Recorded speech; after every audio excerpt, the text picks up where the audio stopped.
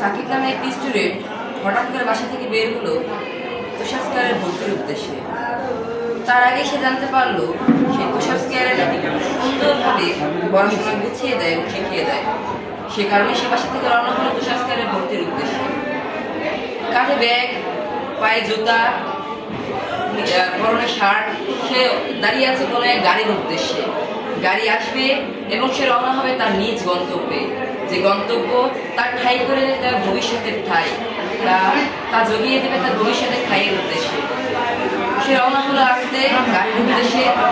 হঠাৎ করে একটি অটো ঘুরেছে, অটোতে ভর্তির কারণে সে ঠিক অটো উঠতে পারল না। তারপরে রিক্সা ভাড়া করলো, রিক্সায় উঠলো সে, কিন্তু তুষার স্কয়ারে ঠিক আসার মাধ্যমে সে তার সেই কোচিংটি পাচ্ছে না।